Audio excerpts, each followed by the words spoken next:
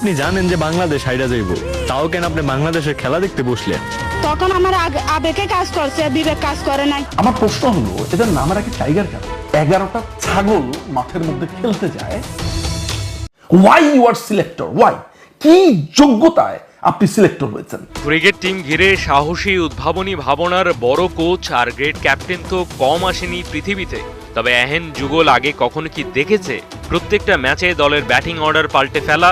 আজকে এই কাজটা হওয়া উচিত ছিল আরো 6 মাস। আসসালামু আলাইকুম সুপ্রিয় দর্শক বন্ধুরা, গত কয়েকদিন ধরে বাংলাদেশের ক্রিকেট নিয়ে যেভাবে পুরো বিশ্বজুড়ে আলোচনা এবং সমালোচনার জন্ম দিয়েছে তা পৃথিবীর ইতিহাসে রেকর্ড করে দিয়েছে বাংলাদেশ ক্রিকেট বোর্ড।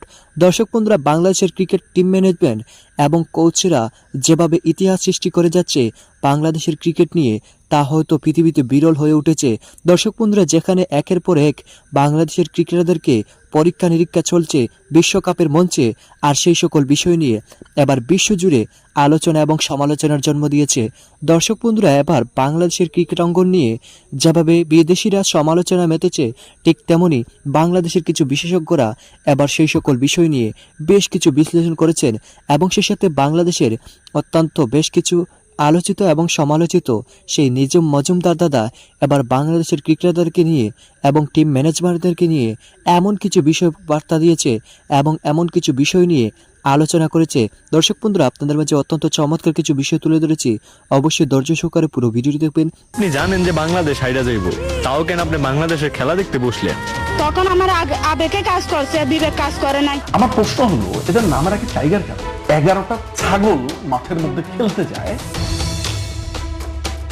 কোটি বাঙালির আবেগ আর ভালোবাসার নাম ক্রিকেট। ওরা 11 জন মাঠে খেলে, 16 কোটি জনগণ প্রার্থনা করে। কিন্তু এই ভালোবাসার মূল্য তারা কি দিতে জানে? হেরে যাবে জেনেও আশা নিয়ে টেলিভিশনের সামনে খেলা দেখতে বসা, ম্যাচ শেষে চোখের জল। ফেসবুক, ইউটিউব, টুইটার জুড়ে তাই হতাশা, ট্রল। আপনি জানেন যে বাংলাদেশ হাইরা যাইব, তাও কেন আপনি বাংলাদেশের খেলা দেখতে বসলেন? তখন আমার আবেগে কাজ করছে, বিবেক কাজ করে নাই। আমার প্রশ্ন হলো, এদের নাম রাখে টাইগার কেন? 11টা ছাগল মাঠের মধ্যে খেলতে যায়, কিচ্ছু পারে না। বাংলাদেশ দলকে কেন বাঘ বলা হয়? বাঘের যেমন তেজ আর হিংস্রতা, তার ছিটে ফোটাও তো নেই এ দলে। শক্তিশালী এই প্রাণীর সাথে কেন ক্রিকেটারদের তুলনা করা হয়? এটা নিয়েও প্রশ্ন তুলেছেন অনেকেই।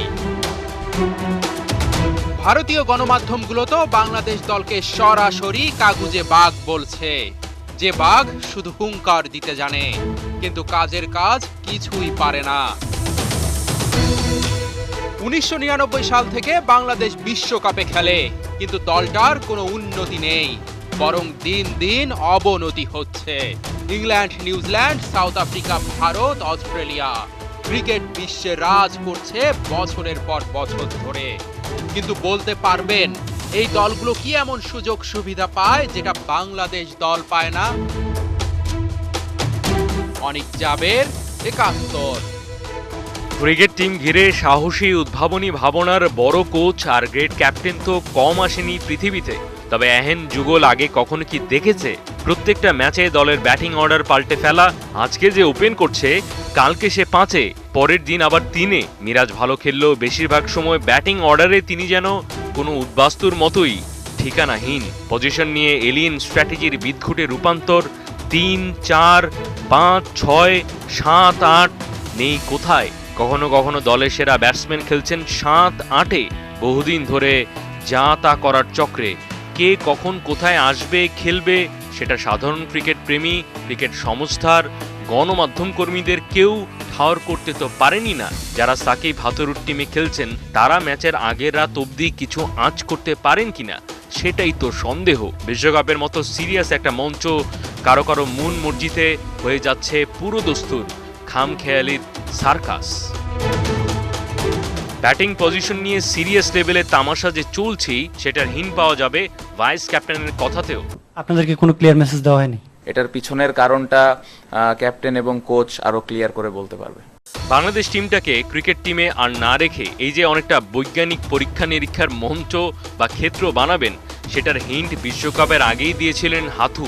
টিম টাইগারকে সায়েন্টিস্টের ল্যাবরেটরি বানানোর আগে যুক্তি দিয়েছিলেন 19 বিশ্বকাপের পর 23 বিশ্বকাপ ঘিরে পরিকল্পনা নাকি ঠিকঠাক হয়নি, তাই শেষ মুহূর্তের নাড়াচাড়া। পাল্টা প্রশ্ন করা যায়, যদি ক্যাপ্টেন তামিমের গোছানো ঠিকঠাক নাই থাকে, সেই দলটা ওডিআই লিগে 2 থেকে ওয়ার্ল্ড কাপ টিকিট কনফার্ম করলো কি করে?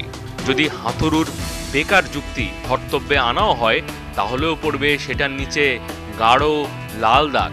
ধরুন সকাল 9টায় আপনার ট্রেন, দেরি করে ঘুম থেকে ওঠায় রেডিটা পুরোপুরি পছন্দ মাফিক হয়নি। স্টেশনে পৌঁছে ট্রেন ছাড়ার অপেক্ষায় যখন আপনি দাঁড়িয়ে, তখন আর বাকি কেবল 5 মিনিট। সেই মুহূর্তে ট্রেন ছাড়ার 5 মিনিট আগে পছন্দের শার্ট কিংবা প্যান্ট পরার জন্য স্টেশনটা ছেড়ে দৌড়ে 10 কিলোমিটার দূরের বাড়ির উদ্দেশ্যে রওনা হবেন কখনো? হলপ করে বলা যায়, তাহলে তো আপনি ট্রেনটাই মিস করবেন। হাথুরুর বাংলাদেশ বোধহয় নিয়েছে ট্রেন মিস করার সেরকমই একটা হতবুদ্ধিকর, অনেকটাই মিস্টার বিনের তরিকা। বাংলাদেশের সংস্কৃতিতে কাউকে নিচে নামালে একদম মাটির তলায় রেখে দেওয়া, আর উপরে তুললে একেবারে 7 আসমানে তুলে ফেলার বাতিক যে আছে, সেটার অন্যতম প্রধান রেফারেন্স হতে পারে বিসিবি। ভালো করার জন্যই ক্রিকেটার কোচ, তবে এখানে একটু বেশি ভালো করলে আপনি আপনার খুশির রাজা করতে পারবেন যা মন চায় তাই। একটা গোছানো দল বিশ্বকাপে যে এমন ধ্বংসলীলায় পড়ল, সেটাতে সাকিবকে খানিকটা, হাথুরুকে অনেকটা হয়তো দায় দেওয়া যাবে। তবে এই ওলটপালট বাংলাদেশের রিং মাস্টার তো স্বয়ং বিসিবি। বাংলা একটা কথাই আছে না, সর্ষের ভেতরে একটা টক শো বা সামথিং একটা করেছিল, তারা মকারি করে যে একটা কালো একটা লোককে বসিয়ে দিয়েছে। এটা বাংলাদেশিদেরকে তারা বুঝিয়েছে, পাকিস্তানিদের তো সবসময় বর্ণবাদী। সেখানে অপমান করছিল এভাবে যে আপনারা কবে জিতবেন, তো ওই লোকটা রিপ্লাই দিচ্ছিল মনে হয় এরকম, আমরা নেহি জিতেঙ্গা, মেরে মর্জি সে জিতেঙ্গা বা সামথিং। আমি তত ভালো উর্দু বা হিন্দি বলতে পারি না, এরকম কিছু একটা। অর্থাৎ বাংলাটা দাঁড়াচ্ছে এরকম, আমার যখন মর্জি হয় তখন জিতবো, আমার মর্জি হয়েছে আমি হারবো। তখন ব্যাপারটাকে অপমান মনে হলো, এখন আমার কাছে মনে হয় যে আসলেই ঠিক। সবচাইতে ভয়ঙ্কর ব্যাপার হচ্ছে যে এই প্লেয়ারগুলোর শেষে আবার লাগানো হয় টাইগার। আমার প্রশ্ন হলো, এদের নামের আগে টাইগার কেন? 11টা ছাগল মাঠের মধ্যে খেলতে যায়, কিচ্ছু পারে না। আসলে 11 জনকে বলছি কেন, কয়েকজনকে আসলে এটার বাইরে রাখা দরকার, because they are trying really hard. এই যারা চেষ্টা করছে তাদেরকে বাদ দিয়ে বাকি ছাগলগুলো মাঠে খেলতে যাচ্ছে, এই দেশটাকে তারা ক্রমাগতভাবে এভরিডে অপমান করছে। আপনি ক্যাপ্টেনের কথা ধরেন, 40 রান করেছে, সেই সময় সে দলের একটা বাজে একটা মুহূর্তে সে ব্যাটিং করছে, অবিবেচনা প্রসূত ব্যাটিং করে ধুম করে আউট হয়ে গেল। দেখলেই বোঝা যায় যে তার খেলার মধ্যে কোনো মন নাই। তার সমস্ত মন হচ্ছে কোথায় একটা শোরুম উদ্বোধন করবে, কোথায় শপিং করতে যাবে, কোথায় ঘুরতে যাবে, কোথায় কার ব্লগে গিয়ে, কার স্টুডিওতে গিয়ে একটা ভিডিও করবে। সেদিন দেখলাম প্রবীণ কুমার নামে বা প্রবীণ নামে এক লোকের স্টুডিওতে গিয়ে সে কি একটা করছে যেন, ওই লোক বল করছে, সে বলছে যে বল করতে যদি এত প্রিপারেশন লাগে তাহলে মেয়ের জন্য কতক্ষণ প্রিপারেশন লাগবে। কি নোংরা সব কথাবার্তা, লজ্জা শরম বলতে দেন নাই তো। আগের দিন বেটা এইভাবে গো হারা হারলি ইংল্যান্ডের কাছে। ভিডিওটি দেখে এবং এই সকল বিষয়গুলো জেনে অবশ্যই বুঝতে পেরেছেন বাংলাদেশের ক্রিকেট নিয়ে গত কয়েকদিন ধরে যেভাবে আলোচনা এবং সমালোচনায় মেতেছে পুরো বিশ্ব জুড়ে, এটা পৃথিবীর ইতিহাসে বিরল হয়ে থাকবে। কারণ ক্রিকেট ইতিহাসে এটাই বিরল। বিশ্বকাপের মঞ্চে বাংলাদেশের ব্যাটসম্যানদেরকে পরীক্ষা নিরীক্ষা চালিয়েছে বাংলাদেশের কোচ এবং টিম ম্যানেজমেন্টরা। দর্শক বন্ধুরা, এবং সেই সাথে আপনারা এই সকল আলোচনাগুলো শুনে এবং এই সকল কথাবার্তাগুলো শুনে আপনাদের কাছে কি মনে হচ্ছে অবশ্যই কমেন্ট করে জানিয়ে দিবেন। তো দর্শক বন্ধুরা, ভালো থাকুন, সুস্থ থাকুন।